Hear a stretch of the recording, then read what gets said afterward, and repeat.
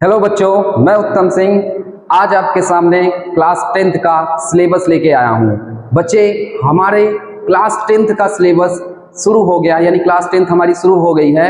और हम अगर पहले ही सिलेबस और कौन सा क्वेश्चन कितने मार्क्स का आता है अगर हम जान लेंगे तो ये हमारे लिए सबसे बेस्ट होगा।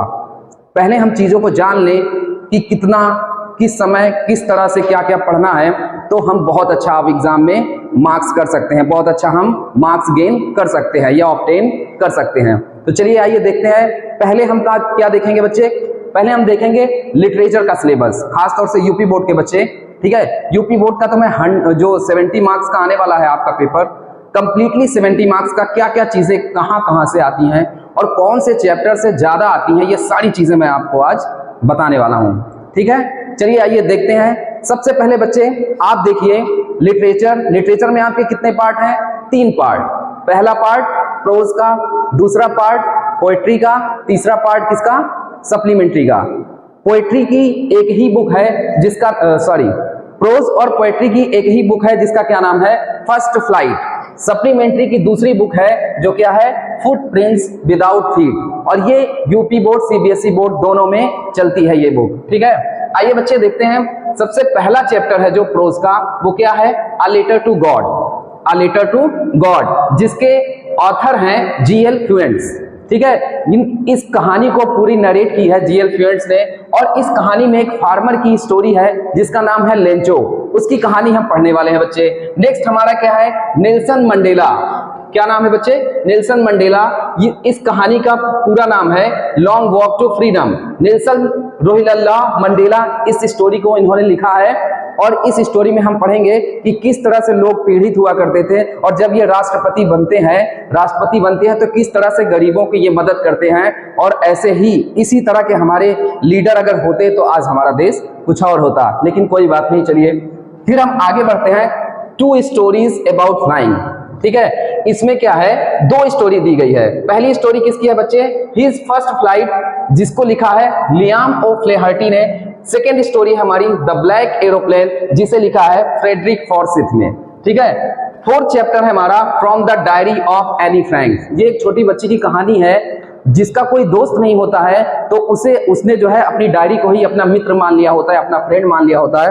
और वो क्या करती है? एक डायरी में सारी चीजों को लिखती है। ये सारे चैप्टर बहुत अच्छे से हम पढ़ने वाले हैं। चलिए आइए देखते हैं आगे हमारे पास द 100 ड्रेसेस फर्स्ट, जिसे लिखा है EI सॉर ईस्टर। इसके बाद 6th चैप्टर भी इसी में कहा है द 100 ड्रेसेस सेकेंड, EI सॉर एंड ईस्टर। ठीक है, फिर 7th चैप्टर हमारे पास क्या है बच्चे? बहुत ही प्यारा चैप्टर है और आपको इसे जरूर पढ़ना चाहिए और ये बहुत अच्छे मार्क्स आपको दे के जाएगा आपके एग्जाम के रेफरेंस से। ग्लिम्पस ऑफ इंडिया, भारत की झलक। इसमें पहली स्टोरी किसकी है? अ बेकर फ्रॉम गोवा, जो कि हमारे इंडिया में ही है। गोवा की एक स्टोरी है। दूसरा कुर्ग भी हमारे ही इंडिया का ही एक हिस्सा है, तो ये कहानी आपको बहुत अच्छे से पढ़नी है। तीसरी कहानी क्या है? टी फ्रॉम असम, ये भी हमारे इंडिया में ही पड़ता है। यानी एक ही चैप्टर में 3 स्टोरी दी गई हैं और बहुत बेहतरीन स्टोरी है। इसे भी हम बेहतरीन तरीके से फुल एक्सप्लेनेशन के साथ पढ़ेंगे। आइए बच्चे, नेक्स्ट हमारी जो स्टोरी है वो है मिजबिल द ऑटर। इसे लिखा है गेविन मैक्सवेल। ठीक है, और हमारी ये जो कुर्ग है इसे किसने लिखा है? लोकेश एब्रॉल। और टी फ्रॉम असम किसने लिखा है? अरूप कुमार दत्ता। और अ बेकर फ्रॉम गोवा किसने लिखा है? Lucio Rodriguez. ठीक है, तो हमारा जो मिजबिल द ऑटर है ये एक कहानी है एक ऑटर की। ऑटर मतलब होता है उदबिलाऊ। जो हमारे मतलब हिंदी में इसके उदबिलाऊ कहते हैं। ऑटर एक तरह का जानवर है, जैसे हमारे यहाँ लोग कुत्ता पालते हैं, तो इन्होंने क्या पाल रखा था? हमारे जो ऑथर हैं गेविन मैक्सवेल, इन्होंने क्या पाल रखा था? ऑटर। इसे अपना डोमेस्टिक जो है एनिमल इन्होंने बनाया था। ये कहानी भी बहुत इंटरेस्टिंग है, इसे भी हम पढ़ेंगे। फिर हमारी जो नेक्स्ट स्टोरी है मैडम राइड्स द बस। ठीक है, वली कनन, ये भी बहुत बेहतरीन स्टोरी है और इसमें से भी क्वेश्चन आते हैं। नेक्स्ट हमारा जो चैप्टर है द सर्मन एट बनारस, बेटी रेनशॉ, इसे लिखा है और ये भी बहुत अच्छी स्टोरी है और ये भी नंबर आपको देगी। फिर लास्ट चैप्टर हमारा जो प्रोज में है वो क्या है बच्चे? The proposal. और इसको लिखा किसने है? ऑथर कौन है? एंटन चेकोव। ठीक है, अब बच्चे ये 11 चैप्टर हम पढ़ेंगे और मैं आपको बता दूं कि जो सबसे ज्यादा आपको जरूरी है पढ़ने का, जो आपको नंबर देगा, नंबर ऑब्टेन करेंगे, जो बेस्ट चैप्टर हैं आपको बार बार पढ़ने चाहिए रिवीजन के साथ, उसमें मैं आपको अंडरलाइन कर देता हूं। पहला, अ लेटर टू गॉड। ये चैप्टर बच्चे आपको बहुत अच्छे से पढ़ना है। इस चैप्टर से आपका ऑप्शनल क्वेश्चन भी बनेगा, शॉर्ट आंसर भी आएंगे, लॉन्ग आंसर भी आएंगे, ठीक है। दूसरा हमारा जो है वो Nelson Mandela, long walk to freedom, ये भी आपको बार बार रिवीजन के साथ पढ़ना है। तीसरा चैप्टर मैं आपको बताऊं बच्चे तो क्या है, ग्लिम्पस ऑफ इंडिया, इसको भी आपको बहुत अच्छे से पढ़ना है। चौथा मैं अगर आपको बताऊं तो मिजबिल द ऑटर, और पांचवा मैं आपको बताऊं तो क्या होगा, द सरमन एट बनारस। ये आपको 5 चैप्टर बहुत रिवीजन के साथ पढ़ने हैं, बार बार पढ़ने हैं, क्योंकि ऑप्शनल इन्हीं सारे चैप्टर्स में से आते हैं ज्यादातर। शॉर्ट आंसर, लॉन्ग आंसर भी इसी में से आपको देखने को मिल जाएंगे। नेक्स्ट हमारा पार्ट क्या है, पोएट्री। पोएट्री भी किसकी बुक है, फर्स्ट फ्लाइट की, इसी किताब की ये सारी पोएट्रीज हैं। चलिए आइए देखते हैं। पहली पोएट्री है डस्ट ऑफ स्नो, ठीक है, बर्फ के कण, और इसे लिखा किसने है, रॉबर्ट फ्रॉस्ट ने, ठीक है। ये एक बर्फ की मतलब एक, जब रॉबर्ट फ्रॉस्ट हमारे क्या होते हैं, उनका एक दिन होता है वो बहुत ही खराब होता है, यानी उनका मूड अच्छा नहीं होता है, तो वो घर से बाहर निकलते हैं, तो एक छोटी सी घटना होती है जिसकी वजह से उनका मूड अच्छा हो जाता है, और उसके बाद बचा हुआ जो दिन होता है वो बहुत अच्छी तरीके से उनका गुजरता है। ये हम पोएट्री में बेहतरीन तरीके से समझेंगे कि कैसे क्या चीजें लिखी गई हैं, किस तरह से बताई गई है, तुलना किससे की गई है, कंपैरिजन, ठीक है, कंपेयर किससे की गई है। यानी इसमें आपको सिखाया जाएगा ये जो हमारी पोएट्री है या पोम है वो हमें क्या मैसेज देगी, कि छोटी से छोटी घटना हमारे जीवन को बदल देती है, ठीक है। नेक्स्ट हमारा क्या है, फायर एंड आइस, ये भी रॉबर्ट फ्रॉस्ट ने लिखा है, और अब तक मेरे हिसाब से अकॉर्डिंग टू मी कि 10th क्लास की ये सबसे बेस्ट पोएम है, ठीक है, क्योंकि इसमें बताया जाता है कि फायर और आइस, एक समय ऐसा आएगा जब हमारी धरती खत्म होने वाली होगी, इंड होने वाली होगी, तो उसमें या तो वो फायर से खत्म होगी या तो वो आइस से खत्म होगी। साइंटिफिक रीजन भी है, और हमारे जो पुराण के कारण जो जोशी वगैरह जो बताए हैं उसमें भी ये चीजें पढ़ने को आपको मिलती हैं। नेक्स्ट बेटा हमारे पास क्या है, a tiger in the zoo, ठीक है, चिड़ियाघर, चिड़ियाघर में टाइगर है, उसकी कहानी है, ठीक है। इसको लिखा किसने है, लेस्ली नॉरिस। पोएम जो भी 10th क्लास में है बहुत ही शानदार है, सारी पोएम बहुत बेहतरीन है, उसे हम पढ़ेंगे। How to tell wild animal, यानी जानवरों को कैसे पहचानते हैं, पहचानने का क्या क्या तरीका होता है, ये भी हम पढ़ेंगे। जैसे चींटियों का झुंड चलता है तो आगे कौन चलता है, रानी चींटी चलती है, फिर पीछे कौन चलता है, सैनिक चींटी चलती है। जिस तरह जैसे हाथी का झुंड चलता है तो आगे जो हाथी चलती है वो हथिनी कहलाती है, यानी जो सबसे वृद्धावस्था की होती है वो हाथी आगे चलती है। और जैसे शेर की, हम चीता की बात करें तो वो उनके जो मुस्टैच होते हैं जो मुंह पर, वो उनसे भांप लेते हैं, उनसे पता कर लेते हैं कि हमारा शिकार कहाँ पे है। तो ये सारी चीजें जानवरों की है, उसे हम पढ़ेंगे कि कैसे आप बता सकते हैं कि वो कौन सा जानवर है, पहचान क्या होती है। नेक्स्ट है हमारा द बाल पोयम, जिसे किससे लिखा है, जॉन बेरीमैन ने। फिर उसके बाद है हमारा एमेंडा, ठीक है, उसे लिखा है वॉल्ट विटमैन ने। फिर है द ट्रीज, उसको लिखा है एड्रिन रिच ने। फिर है हमारी पोयम फॉग, कार्ल सैंडबर्ग ने लिखा है जिसे। The tale of custard, the tale of custard the dragon, ये भी पोएम है आपकी, अच्छी है, ये भी, इसमें से भी क्वेश्चन आते हैं। इसको किसे लिखा है, ऑजेन नैश। फिर है हमारे पास फॉर एनी ग्रेगरी, इसे लिखा है विलियम बल्टर ईट्स ने। और ये भी बहुत ज्यादा क्या है, जरूरी है एग्जाम के पॉइंट ऑफ व्यू से। तो इसमें मैं आपको कहूंगा कि आपको सेंट्रल आइडिया किसमें का याद करना है या किसमें का लिखना है, किसका रिवीजन करना है। तो पहला जो चैप्टर है वो है डस्ट ऑफ स्नो, दूसरा जो चैप्टर है फायर एंड आइस, और तीसरा मैं अगर आपको बता दूं तो वो क्या है आपका, वो है आपका अमेंडा। ठीक है बच्चे, अमेंडा का याद कर लीजिए। और अगर आपको बहुत जरूरी लगता है तो आप याद कर लीजिए how to tell wild animal. अगर इन 4 चैप्टर्स का अगर सेंट्रल आइडिया आप करते हैं तो ये सबसे बेहतरीन तरीका है, आपका इसी में से आ जाएगा। ठीक है बच्चे, आई बात समझ में। अब देखिए, अब हमारा जो है पोएट्री सेक्शन भी खत्म हो गया है सिलेबस के अकॉर्डिंग, और प्रोज भी हमने पढ़ लिया है। अब हमारे पास क्या बचा है, सप्लीमेंट्री। इसके बाद ग्रामर सेक्शन का भी बताऊंगा कि कहां से किस तरह के क्वेश्चन आते हैं। ठीक है, सप्लीमेंट्री में हमारे कितने चैप्टर हैं, 10। पोएट्री में कितने चैप्टर हैं, 10। और प्रोज में कितने चैप्टर हैं, तो इसमें 11 चैप्टर हैं। अच्छा, इसमें जो पहली स्टोरी है वो क्या है, अ ट्रियम्फ ऑफ सर्जरी, जिसे लिखा है जेम्स हैरियट ने। इसमें एक कुत्ते की कहानी है, एक कुत्ते का सर्जरी होता है, खा खा के मोटा हो जाता है, खाने का लालची होता है, उसकी कहानी हम पढ़ेंगे। इसमें एक जो मिस्ट्रेस होती है, मालकिन होती है, वो बहुत ज्यादा पैसे वाली होती हैं, इसलिए वो सारा चीज कुत्तों के लिए बहुत सारा इंतजाम करके रखती हैं, खाने के लिए अलग, जो है सर्वेंट, उसको सुलाने के लिए अलग, देखभाल के लिए अलग, सारी चीजें। बहुत अच्छी स्टोरी है और इसमें से भी बहुत अच्छे मार्क्स आपको मिलेंगे। ठीक है, नेक्स्ट स्टोरी हमारी द थीव्स स्टोरी, इसे लिखा है रस्किन बॉन्ड ने। फिर नेक्स्ट है हमारा द मिडनाइट विजिटर, इसको लिखा है रॉबर्ट आर्थर ने। फिर नेक्स्ट है हमारा अ क्वेश्चन ऑफ ट्रस्ट, ये भी बहुत इंपॉर्टेंट है point of exam of point view से। इसको किसने लिखा है? Victory Canning. फिर नेक्स्ट हमारा तो बुक ही है फुटप्रिंट्स विदाउट फीट, जो कि हमारी जिसकी बुक ही चल रही है, इसको किसने लिखा है? एच.जी. वेल्स। नेक्स्ट है हमारे पास द नेकलेस, ये भी एग्जाम के पॉइंट ऑफ व्यू से क्या है? बहुत इंपॉर्टेंट है। द नेकलेस किसने लिखा है? गाय डी, किसने लिखा है? Guy de मॉसर्टन। ठीक है बच्चे, आगे चलते हैं। द हैग ड्राइवर, इसको किसने लिखा है? Sinclair Levi's. फिर नेक्स्ट हमारे क्या है? भोली। ये भी पॉइंट एग्जाम के पॉइंट ऑफ व्यू से क्या है? बहुत इंपॉर्टेंट है, इसे भी आपको बहुत अच्छे से पढ़ने हैं। लास्ट ईयर इसमें से 3 से 4 नंबर के क्वेश्चन आए थे। के.ए. अब्बास। फिर हमारा जो अगला चैप्टर है वो क्या है? The making of a scientist, इसे किसने लिखा है? Robert W Peterson. फिर हमारा जो लास्ट चैप्टर है वो क्या है?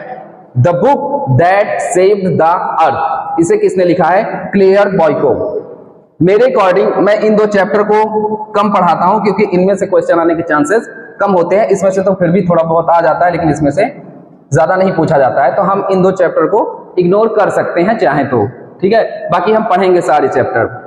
अब मैं एग्जाम ऑफ पॉइंट व्यू से बता दूं कि कौन से बहुत ज्यादा जरूरी है आपसे, जिसे इसेंशियल है कि आपको पढ़ना ही पढ़ना है। तो उसमें आपका क्या है? A triumph of surgery, the thieves of story, the midnight visitor, और फिर हम क्या पढ़ेंगे बच्चे? द नेकलेस, भोली। ठीक है, और जरूरत पड़ी तो हम अ क्वेश्चन ऑफ ट्रस्ट पढ़ लेंगे। ठीक है, और भी अगर आपको जरूरी लगे तो फुटप्रिंट भी आप पढ़ लीजिए, बाकी आप ना ही भी पढ़ेंगे तो भी कोई दिक्कत की बात नहीं है। और अगर मैं आपको बताऊं कि एक स्टैंजा आता है, स्टैंजा पर बेस 4 क्वेश्चन आते हैं 1-1 नंबर के, और वो भी ऑप्शनल होते हैं। तो उसके लिए कौन सा चैप्टर जरूरी है आपको पढ़ने का? A tiger in the zoo, ठीक है, फायर एंड आइस, उसके बाद एमांडा, फिर आप पढ़ लीजिए फॉर एनी ग्रेगरी, ये आपको जरूर पढ़ना है, स्टार लगा दीजिए इसमें, इसका आना ही आना होता है। ठीक है, तो ये सारी चीजें पढ़ लीजिए, आपका लिटरेचर का जो पार्ट है, लिटरेचर का जो सिलेबस है वो कंप्लीट हो जाएगा। अब मैं आपको पेपर के अकॉर्डिंग बता देता हूं, मेरे पास ये पेपर है, पेपर के अकॉर्डिंग मैं बता देता हूं कि 20 नंबर का ऑप्शनल किस किस तरह से आपके पास आता है। तो सबसे पहले हमारे पास बच्चे क्या होता है? सबसे पहले हमारे पास होता है अनसीन पैसेज, बिना देखा हुआ। अनसीन पैसेज से रिलेटेड हमारे पास कितने क्वेश्चन आते हैं? तो हमारे पास आते हैं 3 क्वेश्चन, 3 नंबर के अनसीन, जो कि मैं आपको सिखाऊंगा कि किस तरह से अनसीन पैसेज का उत्तर आप दे सकते हैं या दिया जाता है। इसमें करना कुछ नहीं होता है, बस हमें आंसर उसी में से सर्च करके किसी तरह ढूंढ के खोज के और उसमें टिक करना होता है, क्योंकि आंसर भी होता है और क्वेश्चन भी होता है। फिर नेक्स्ट 4 to 8 क्वेश्चन क्या होता है? नेक्स्ट 4 to 8 क्वेश्चन होता है आपका, ये आपका प्रो सेक्शन से होता है। ठीक है बच्चे, किस सेक्शन से होता है? प्रो सेक्शन से होता है, और ग्रामर सेक्शन से भी आपको देखने को मिलता है। फिर नेक्स्ट हमारे पास होता है एक और पैसेज जो सीन पैसेज होता है, यानी हमारा देखा हुआ पैसेज होता है। 9 और 10 2 क्वेश्चन इसमें से आते हैं, तो हमारा 10 नंबर का क्या हो गया बच्चे? ऑप्शनल हो गया। फिर 11 से लेकर 13 तक हमारे पास क्या होता है? ये हमारे पास होता है सप्लीमेंट्री का, सप्लीमेंट्री से इसमें क्या करते हैं? पूछ लेते हैं। फिर नेक्स्ट हमारे पास क्या होता है? एक स्टैंजा, स्टैंजा से रिलेटेड मैंने आपको बताया कि किस क्या आते हैं, उसमें से क्वेश्चन आते हैं, और कितने आते हैं? 14, 15, यानी 2 क्वेश्चन आते हैं। ठीक है बच्चे, बचे हुए क्वेश्चन में हम मिक्स करके देख पाते हैं कि प्रोज का भी मिल जाता है, सप्लीमेंट्री का भी मिल जाता है, और ग्रामर सेक्शन के भी कुछ पार्ट्स ऑफ स्पीच से रिलेटेड क्वेश्चन आपको ऑप्शनल में देखने को मिलते हैं। 20 नंबर के आपके ऑप्शनल आते हैं, और 20 नंबर में आपको लिखना नहीं होता है, सिर्फ और सिर्फ क्या करना होता है? टिक करना होता है। और टिक करने का मतलब आपको नॉलेज होना चाहिए, नॉलेज होगा तभी आप टिक लगा पाएंगे। फिर बच्चे नेक्स्ट हमारे पास क्या है? नेक्स्ट हम देख लेते हैं। नेक्स्ट है हमारे पास बच्चे पार्ट बी। क्या है? Part B. पार्ट बी में फिर से हम क्या देख पा रहे हैं बच्चे? पैसेज देख पा रहे हैं। क्या देख पा रहे हैं? पैसेज देख पा रहे हैं। लेकिन उस पैसेज में आपको क्या करना है? अब आपको राइट करके आंसर देना है, डिस्क्रिप्टिव आंसर देना है। अब आपको ऑप्शनल आंसर नहीं देना है, जिसमें 3 क्वेश्चन का आंसर आपको क्या देना है?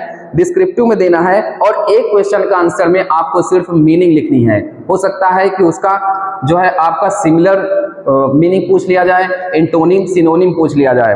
ठीक है, फिर हमारे पास सेक्शन जब बदलता है तो हमारे पास क्या आता है, लेटर राइटिंग, ठीक है, या एप्लीकेशन राइटिंग। 10th क्लास में या तो आपको लेटर लिखना है या तो आपको एप्लीकेशन लिखना है, तो मैं ज्यादा प्रीफर देता हूं, ज्यादा प्रायोरिटी देता हूं एप्लीकेशन को, ना कि लेटर को। ठीक है बच्चे।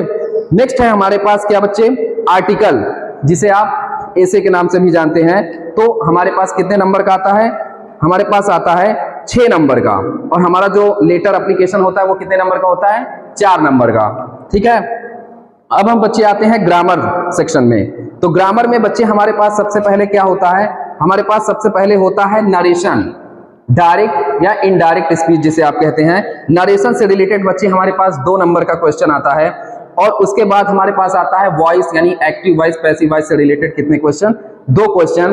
फिर हमारे पास 2 नंबर के फिर से पंक्चुएशन आता है। पंक्चुएशन का मतलब कि कहां पर कॉमा लगाना है, कहां पर स्मॉल लेटर को बड़ा लेटर बनाना है, कैपिटल लेटर बनाना है, क्वेश्चन मार्क लगाना है, फुल स्टॉप लगाना है, सेंटेंस को सही क्रम में लिखना, उसका ग्रेडेशन क्या है, हायरार्की आपको उसे बनानी होती है। ठीक है। फिर हमारे पास बच्चे 4 नंबर का आता है ट्रांसलेशन, हिंदी टू इंग्लिश।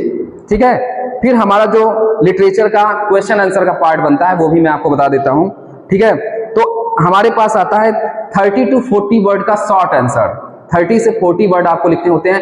आप 30 वर्ड से कम नहीं लिख सकते हैं, 40 वर्ड से ज्यादा हो जाएगा तो कोई दिक्कत नहीं है, लेकिन 30 वर्ड से कम नहीं होना चाहिए। और ये हमारे पास कितने क्वेश्चन आते हैं बच्चे, इसमें से लिटरेचर में अलग अलग है। जैसे हमारा प्रोज से कितने क्वेश्चन आएंगे शॉर्ट का, 2। सप्लीमेंट्री से शॉर्ट क्वेश्चन कितने आएंगे, 2। तो इसमें आपका 3-3 नंबर का क्या आएगा, शॉर्ट आंसर। और लॉन्ग आंसर जो होगा वो आपका कितने नंबर का होगा, 4 नंबर का। लेकिन उसे आपको लिखने के लिए कितने वर्ड लिखने पड़ेंगे, 60 वर्ड या 60 वर्ड से एबव। ठीक है, या मोर देन 60 वर्ड। अब देखें फिर से वही बात, सप्लीमेंट्री से 2 शॉर्ट क्वेश्चन और 1 लॉन्ग क्वेश्चन। ठीक है। और प्रो से 2 शॉर्ट आंसर और 1 लॉन्ग। ठीक है बच्चे। ये हमारा जो सिलेबस था वो कंप्लीट हो गया है। अब हम 10th क्लास का पूरा सिलेबस हमने जान लिया है। अब आप इसका स्क्रीनशॉट ले लीजिए, या फिर इसको अगर मैं टेलीग्राम, अगर आप मेरा ज्वाइन करते हैं, डिस्क्रिप्शन में टेलीग्राम चैनल मिल जाएगा, इंस्टाग्राम चैनल मिल जाएगा। अगर आप ज्वाइन करते हैं तो ये पीडीएफ आपको मिल जाएगा आप मेरे चैनल पर, तो आप चैनल पर विजिट कर लीजिए, पीडीएफ मिल जाएगा। उसको आप फोटो स्टेट करा के जिस टेबल का स्टडी करते हैं उसके ऊपर आप उसको क्या कर लीजिए, चिपका लीजिए, वहां पर आप जो है अटैच कर लीजिए। और डे बाय डे आप अपने आप को क्या कीजिए, प्रिपेयर कीजिए, क्योंकि एग्जाम के ज्यादा टाइम नहीं मिलते हैं, बहुत सारे टाइम वेस्ट हो जाते हैं, लीव्स निकल जाती हैं, बीमार भी आप पड़ते हैं, हेल्थ का भी इश्यू होता है, और बहुत सारे सब्जेक्ट भी पढ़ने होते हैं। मैं आपको डीप में पढ़ाऊंगा, एक्सप्लेन करके पढ़ाऊंगा, एग्जाम के पॉइंट ऑफ व्यू से पढ़ाऊंगा, इधर उधर ना करके बहुत सही वे में ले जाके आपको आपका सिलेबस जो है फिनिश करूंगा और उसे रिवाइज भी कराऊंगा। ठीक है बच्चे। अब हम देख लेते हैं कि ग्रामर सेक्शन में क्या क्या चीजें हैं, एक्सप्लेन करके तो नहीं, लेकिन क्या क्या चीजें हैं हम बाहरी जो है एक नजर से देख लेते हैं। आइए इसका स्क्रीनशॉट ले लीजिए, मैं इसको जो है छोड़ देता हूं कुछ देर के लिए, 5 से 10 सेकेंड आप देख लीजिए।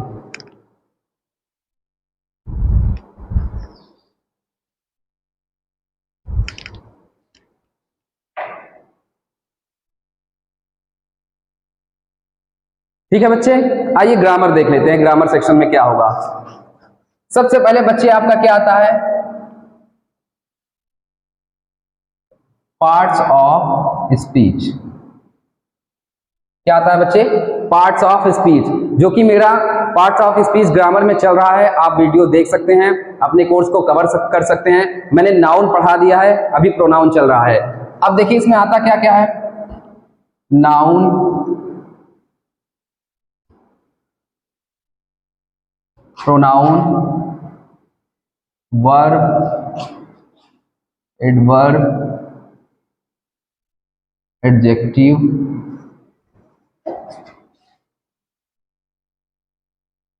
प्रीपोजिशन, कंजंक्शन और इंटरजेक्शन। ये 8 चीजें आती हैं। ठीक है बच्चे, क्या क्या आती हैं, noun, pronoun, verb, adverb, adjective, preposition, conjunction, interjection. ठीक है, ये 8 चीजें हम पार्ट्स ऑफ स्पीच में कवर करेंगे।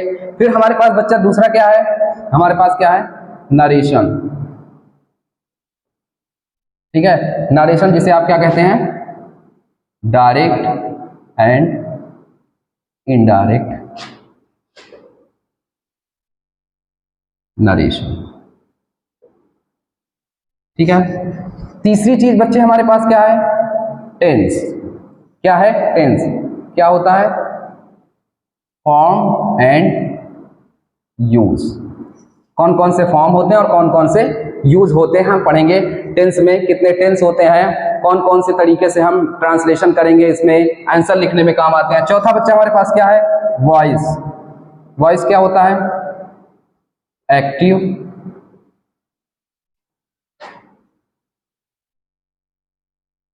Passive voice. ये भी हम ग्रामर सेक्शन में पढ़ने वाले हैं। नेक्स्ट हमारे पास बच्चे क्या है? पंक्चुएशन